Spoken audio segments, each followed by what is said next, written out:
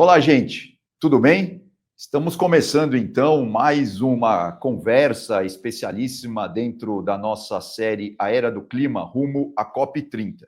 E hoje a gente tem o prazer de receber aqui no Estadão o Virgílio Gibbon, ele que é CEO da AFIA. Virgílio, muito obrigado por ter aceitado o nosso convite, é um prazer tê-lo aqui. Eu que agradeço, Eduardo. Prazer, uma honra estar batendo papo aqui com vocês. Agora, Virgílio, acho que para a gente ficar na mesma página, né? É claro que muita gente conhece a AFIA, mas se você puder fazer um preâmbulo aí apresentando a empresa logo nesse início, eu acho que seria interessante. Legal, Eduardo. Bom, a AFIA hoje ele é um player que está presente em toda a jornada da formação e da jornada profissional também, do profissional da área médica. A gente atua hoje, desde a graduação, do início da graduação médica. Hoje a gente tem 33 escolas de medicina espalhadas pelo Brasil, com uma concentração muito forte no norte do país, com mais de 15 unidades hoje localizadas na região norte, com uma carência muito forte na atenção primária, na formação de médicos. A gente atua também na educação continuada do médico, ou seja, no preparatório para a residência, nas suas sucessivas especializações para formar o profissional em cada uma das suas especialidades. E também, a partir de 2020, durante a pandemia, a gente começou também a prover soluções digitais que ajudam o médico na sua rotina diária. Durante a pandemia, se você pensar que telemedicina era uma heresia, falar em teleconsulta, em telemedicina, prescrição digital, a gente viu que o nosso modelo de formação era um modelo que estava para o mundo pré-pandemia, e a gente não estava adequado para formar o médico pós-pandemia. A gente viu todas as soluções digitais que estavam disruptando a relação médico-paciente, então a gente trouxe 12 health techs naquele momento, montou um segmento de serviços digitais para servir o médico, que vai desde o suporte ao agendamento de consulta, o suporte à tomada de decisão na beira do leito. A gente tem hoje a maior solução de suporte à tomada de decisão clínica, que é o AFIA Whitebook, com mais de 250 mil médicos utilizando diariamente. Prontuário digital, ou seja, o software da gestão da clínica, do consultório do médico. Não é só educação, aí já tem um pacote mais completo. Um pacote para ajudar o médico já formado na sua solução, até o encaminhamento do tratamento, ou seja, até o paciente sair após a consulta com a sua prescrição digital também da AFIA, ele vai para um portal onde ele pode selecionar, comprar o seu remédio e acompanhar a evolução do seu tratamento junto com o médico. Desde a chegada do paciente, o encaminhamento do tratamento, tem uma solução champion da AFIA, hoje com cerca de 300 mil médicos e alunos de medicina usando diariamente. E isso muito integrado com a parte de educação, porque isso também abastece os nossos laboratórios na prática de ensino-aprendizagem. Então, hoje a gente tem um contingente, somando a educação e os serviços digitais, de cerca de 350 mil médicos e alunos de medicina usando pelo menos um produto, um serviço hoje da AFIA, 1 a cada 3 médicos sendo impactado na sua rotina diária. Tá certo. Bom, e como a nossa série especial aqui é sobre meio ambiente, sobre sustentabilidade, mirando, claro, a COP30, que é a principal reunião anual, desta questão climática sob o guarda-chuva da ONU, que vai ser realizada em novembro lá em Belém, qual que é a relação da sustentabilidade com o dia a dia da AFIA, do grupo? Até que ponto isso hoje já é, vamos dizer assim, tão prioritário quanto a questão, sei lá, de tecnologia, de recursos humanos, questão econômica, jurídica, enfim, ou ainda é algo que vocês estão buscando? Como que está hoje o dia a dia da AFIA em relação à sustentabilidade? Para a gente é quase que a mesma coisa. A AFIA, aliás, significa saúde e bem-estar em Swahili. A gente é vocacionado para impactar a vida de quem cuida da vida dos outros, que a nossa missão é transformar a medicina junto com o médico no país. Hoje nós temos 33 unidades de graduação, são mais de 20 unidades também de especialização, e todas essas unidades com clínicas e ambulatórios para enriquecer a prática médica.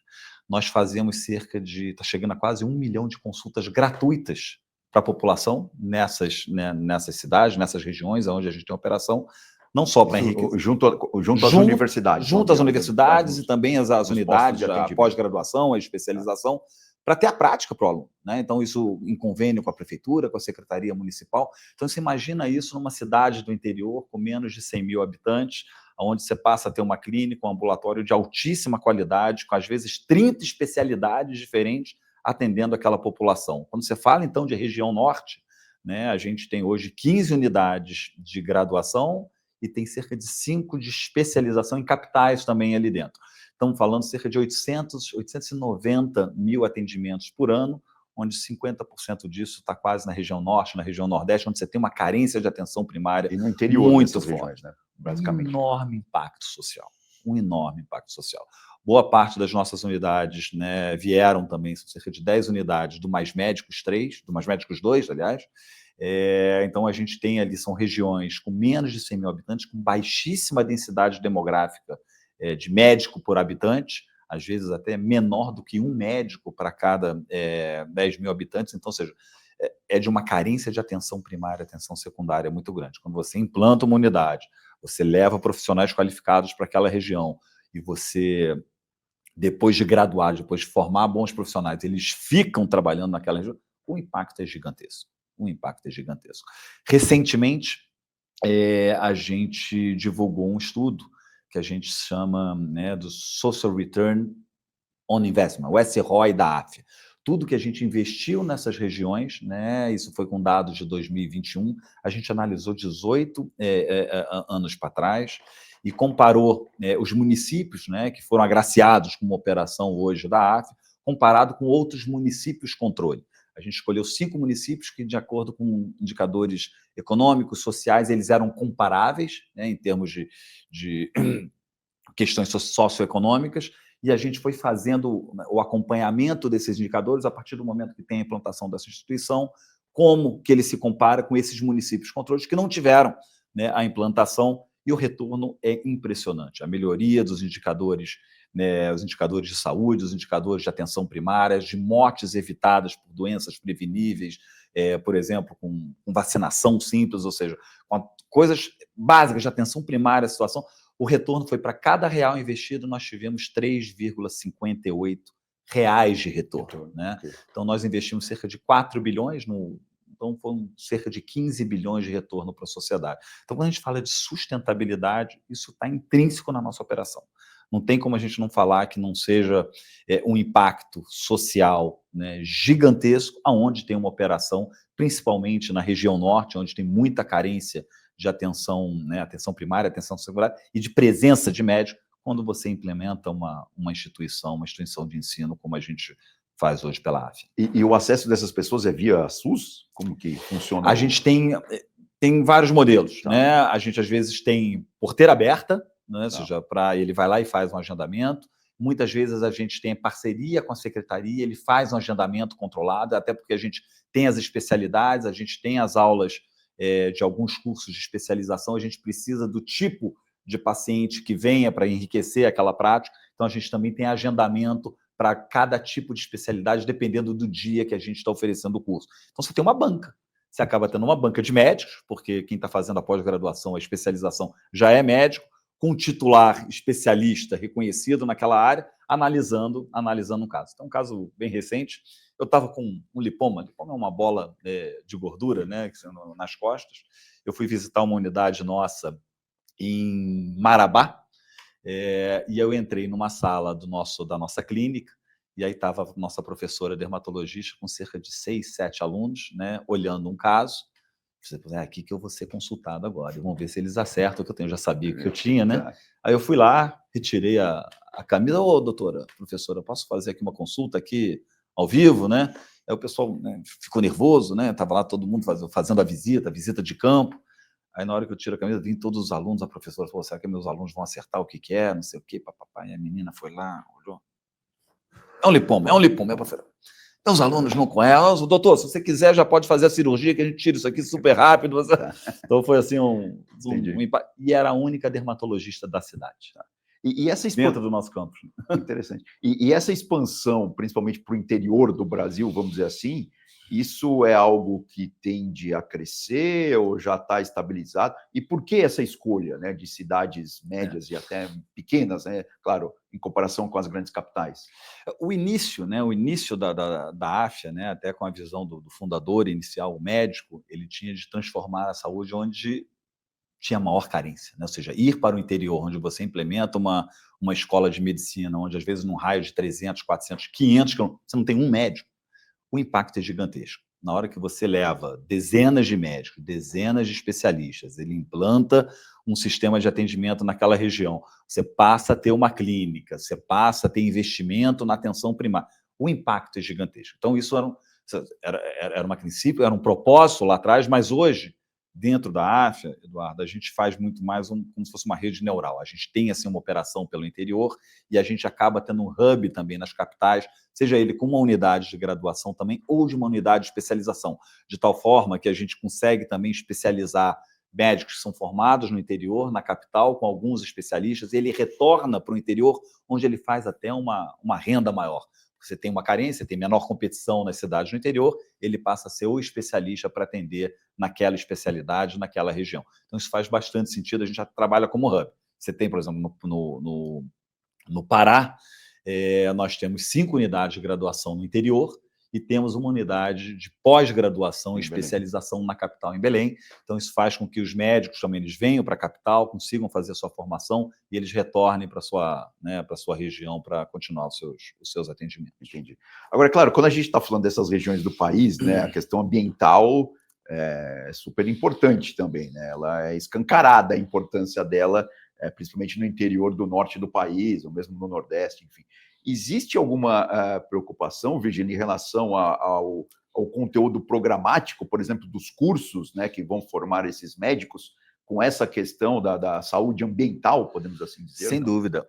Inclusive, em agosto, né, nós estamos lançando o segundo AFIA Summit agora, ele é tema central, ou seja, o que o impacto ambiental impacta a saúde, né, do indivíduo, ou seja, como é que o médico tem na sua formação, como é que ele tem que se adequar, ou seja, o que está acontecendo hoje de impacto climático no dia a dia, na rotina do especialista, em cada uma das especialidades, para o tratamento dos seus pacientes. Então, isso é extremamente importante, ou seja, o que a gente está vendo hoje, né, não só com aumento de temperatura, com aumento de umidade em regiões que eram muito secas, muda completamente o diagnóstico, muda completamente a incidência de endemias em algumas regiões.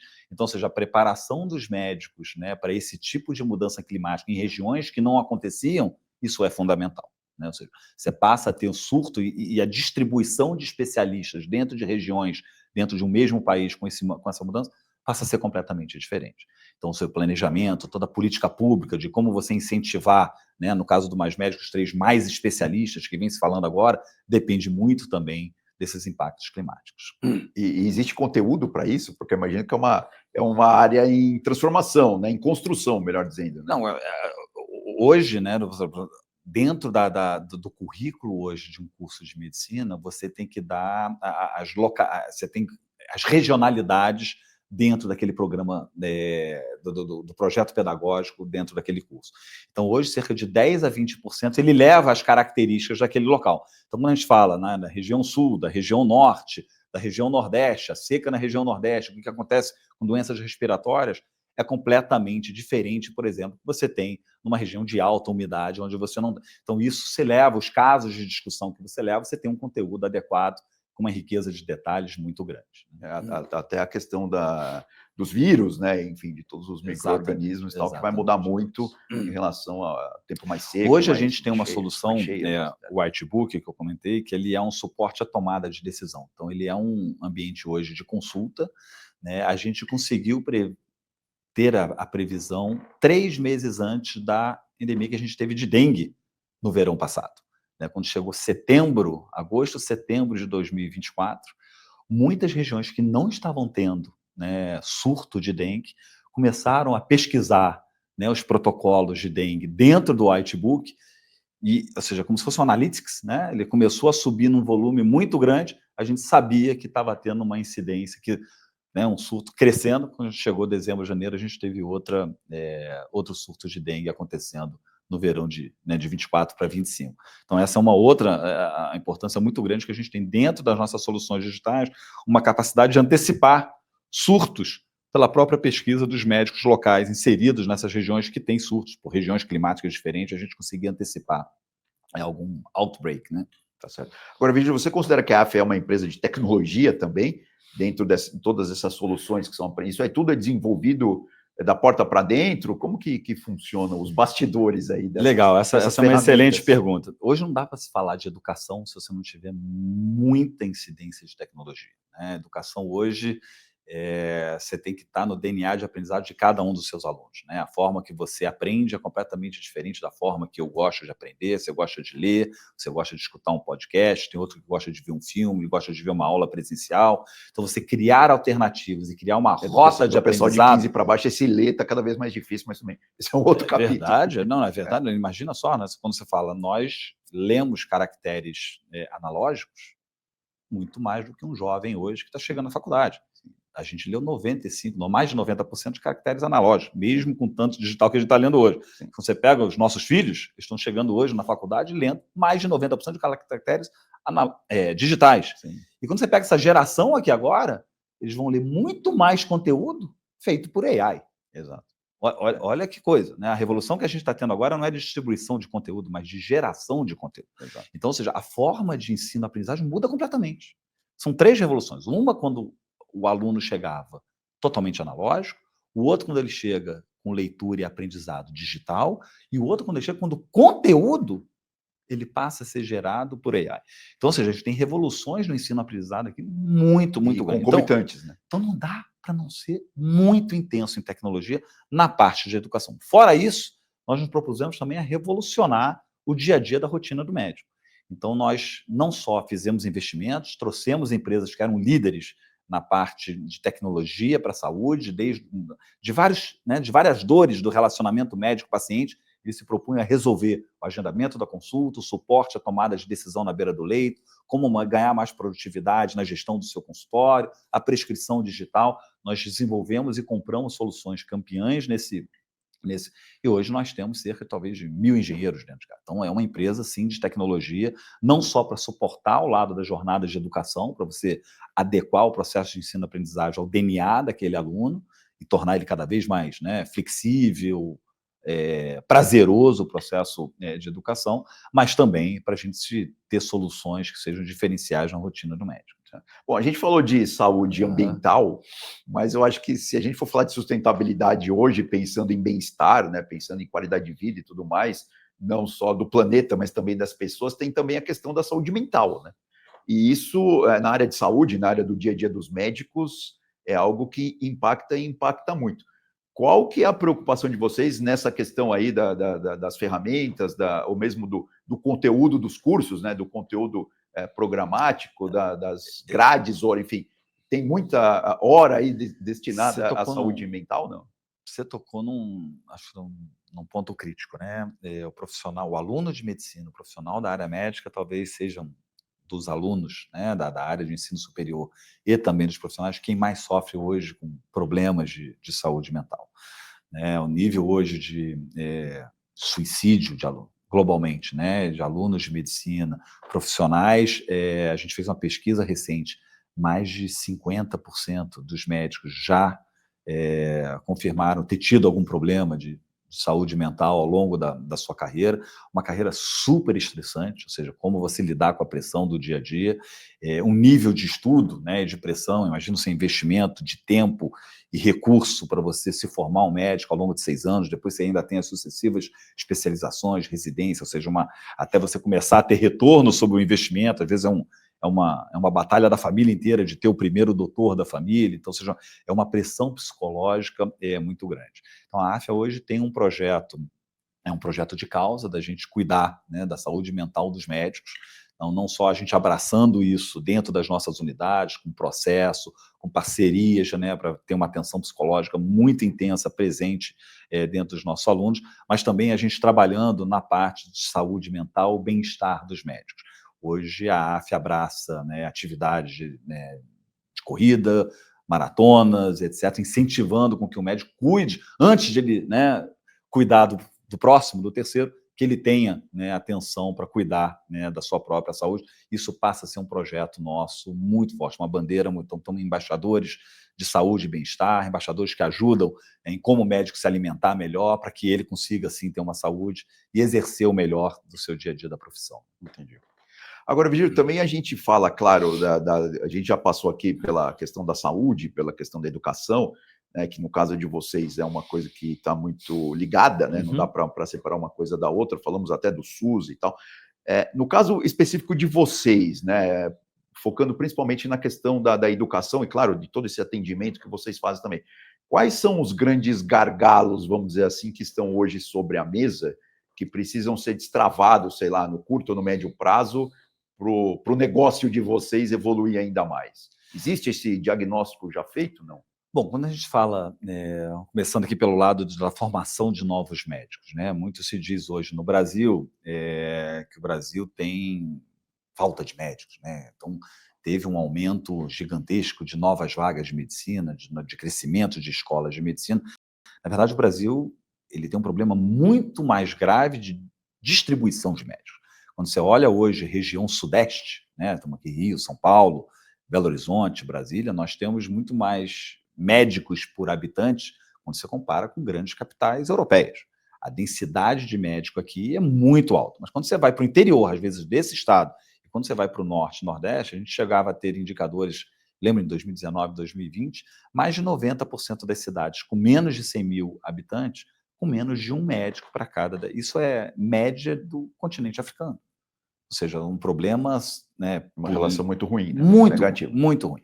Então, ou seja, do ponto de vista ou seja, como é que a gente cria uma política pública de expansão sustentável, onde a gente cria os incentivos de você investir de uma forma adequada, com qualidade, para formar médicos no interior com qualidade, para criar o incentivo dos médicos se deslocarem dos estados, para formar uma base, né, de profissionais, para fortalecer a atenção primária, a atenção secundária nessas regiões, que seja sustentável. Né? E aí começa toda uma discussão regulatória, teve discussões vias liminares, que acabou, você gerou um desequilíbrio, você acaba abrindo escolas também em capitais e você não precisa de médico em capitais. E, por outro lado, abrindo escolas onde você também não tem uma infraestrutura mínima para você conduzir um processo de ensino-aprendizagem adequado e formar um médico desse lado. Então, acho que aqui é ter um reforço e um amadurecimento da política pública, do modelo regulatório de crescimento e de como se conduzir educação médica no país. Uma outra lacuna que a gente tem muito é a questão de especialistas. Né? Hoje a gente tem mais de 15 mil vagas de residência, que é o padrão ouro de formação hoje de médico. Muitas dessas vagas não estão sendo preenchidas, mas a gente está formando quase 40 mil médicos.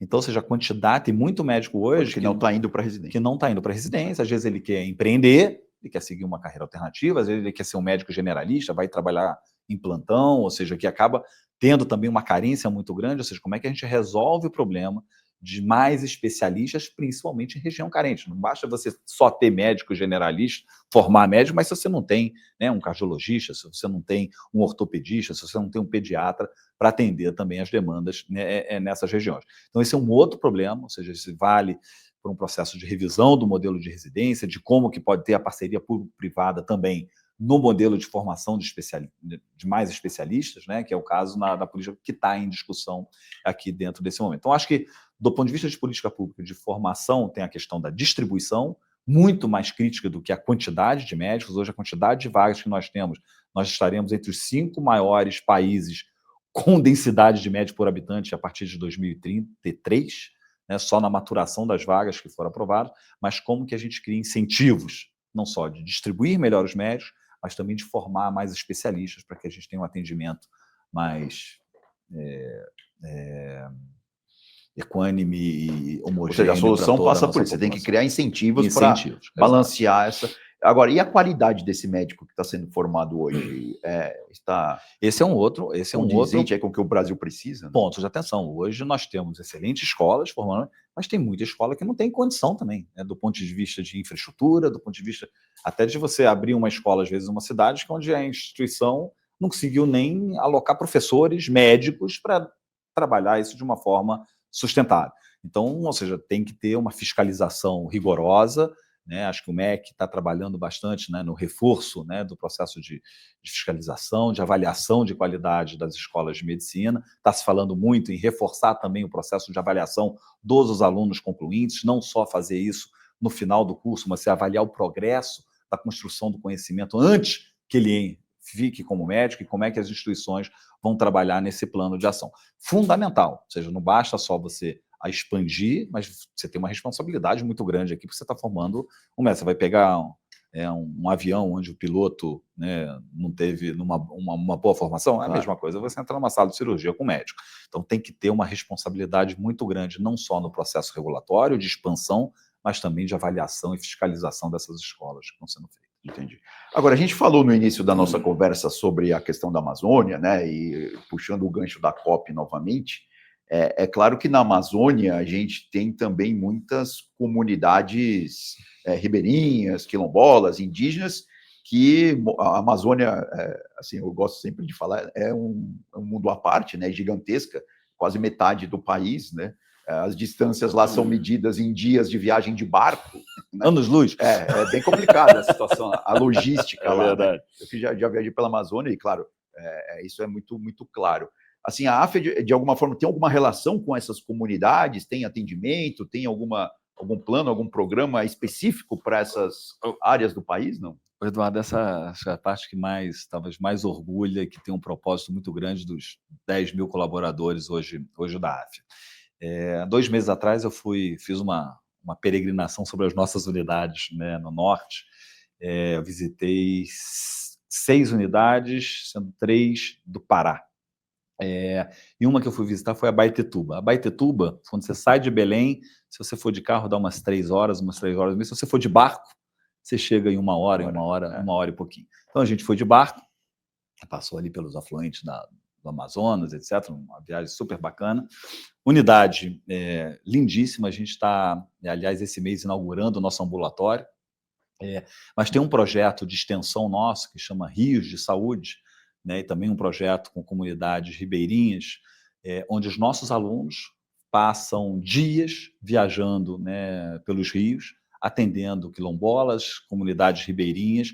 São cerca de 800 a 900 atendimentos que a gente está fazendo por mês nessas regiões, com vacinação, atendimento básico, né, dentro de um projeto de extensão de formação dos nossos alunos. Extensão universitária. Uma extensão universitária. Então, ou seja, isso de uma unidade. Imagina que a gente tenha 15, né, e todas elas também com dezenas de programas de extensão em cada uma das suas disciplinas, fazendo isso de uma forma recorrente e sustentável. Então, é cada projeto muito bacana, né? Ou seja, o impacto que a gente faz na região e a paixão dos alunos por fazer isso, levar essa bandeira, né, pelos rios da saúde, né, é muito bacana isso dentro da área.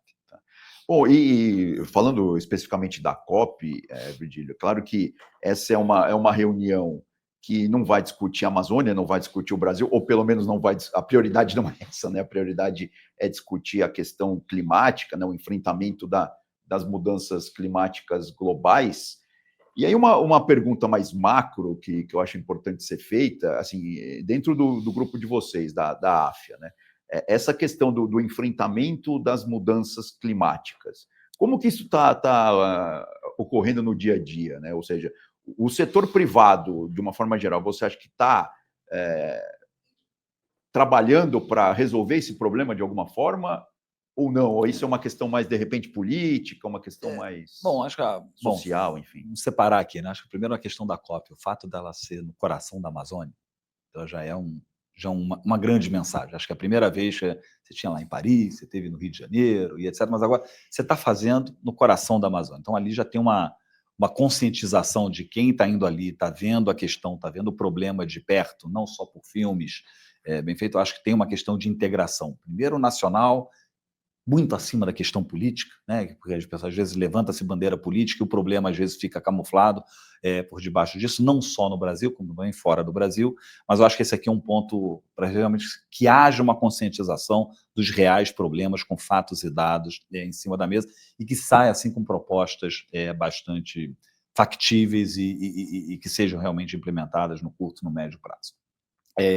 Do lado da AFIA e do lado da indústria, apesar da gente ser nós somos uma instituição de ensino, uma empresa de tecnologia, né? Então, do ponto de vista de pegada, né? De uma pegada limpa, né?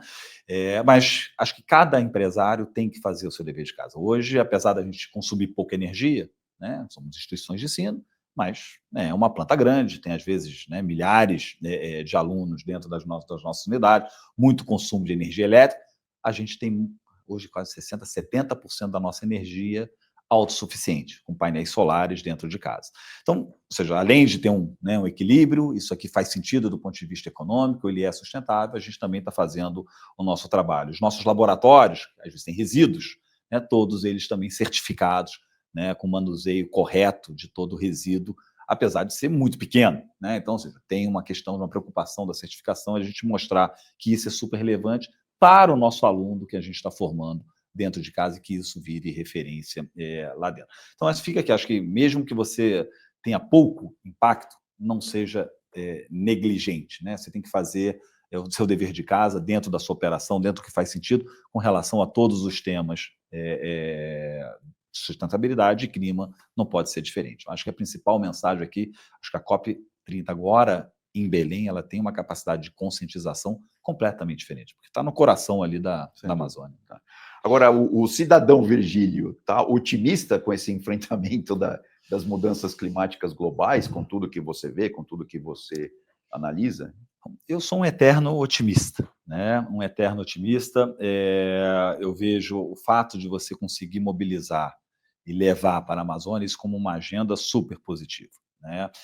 O fato da gente estar, pelo menos hoje, dentro da AFIA, né? Nós estamos falando hoje de 350 mil alunos, estamos falando de 10 mil colaboradores, com todo mundo com uma cultura, com uma consciência muito forte com relação ao equilíbrio, à sustentabilidade da companhia, a perenidade de tudo que a gente faz hoje se replica, né, para os próximos anos. Então, se a gente está cercado disso nesse ecossistema e trabalha disso, né, com propósito, com afinco, diariamente, não tem como você não ser otimista, né? A gente é parceiro do Estado, né, muito presente dentro do Pará, onde está lá, suportando a COP.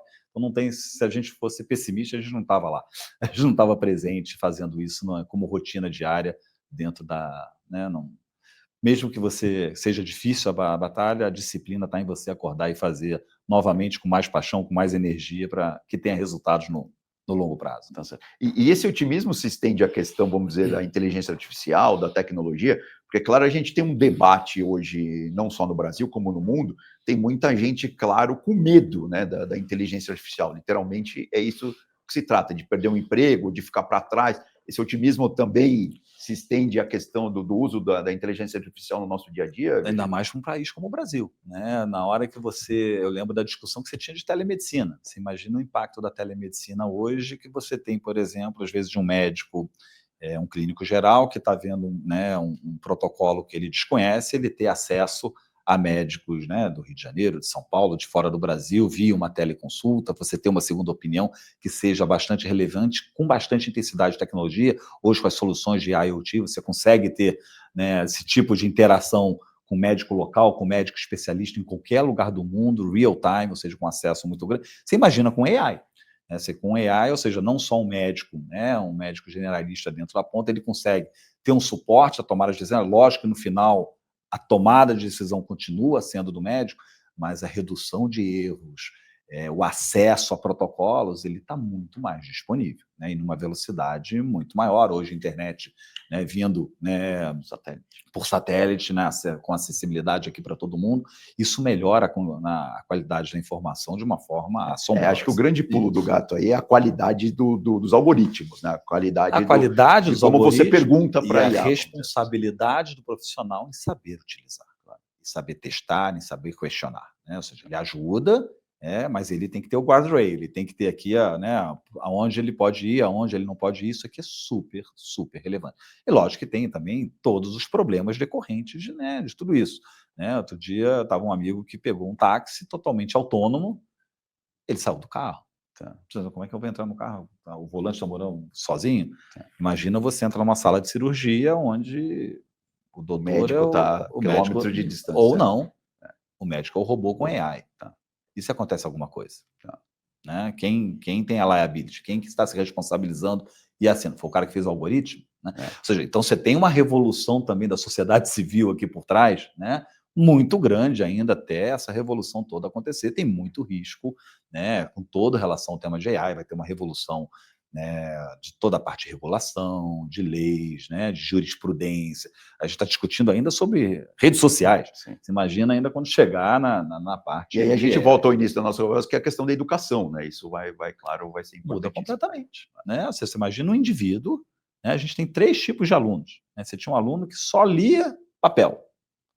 Aí a gente passou para o aluno que só lê digital. Agora a gente vai passar para o aluno que está entrando, que ele está gerando o conteúdo dele via AI. Sim. O processo de ensino-aprendizagem muda completamente. O que não mudou durante 2000 anos, nos últimos 20, a gente teve 2 mudanças que disruptou completamente o processo de ensino-aprendizagem. Então, aqui tem que virar de cabeça para baixo. Ou seja, a forma com que você gera, modera conteúdo, prepara, né, a trilha de aprendizagem para os seus alunos, tem que ser completamente diferente do que você fazia há 10 anos atrás. Sem dúvida. Bom, Virgílio, infelizmente o nosso tempo aqui chegou ao final. Muito obrigado mais uma vez por ter aceitado o nosso convite. A conversa foi muito boa, realmente, falando da AFIA, falando de educação, de saúde e de sustentabilidade. Muito obrigado mais uma vez. Eu que agradeço, um prazer. Forte abraço. Bom, gente, então essa foi mais uma conversa dentro da nossa série especial A Era do Clima, rumo à COP30. Fique ligado, então, porque até a COP, que vai começar ali em meados de novembro, toda semana teremos uma conversa nova com algum executivo importante do Brasil, das mais variadas áreas, tá bom? Então, até uma próxima. Fiquem bem. Tchau.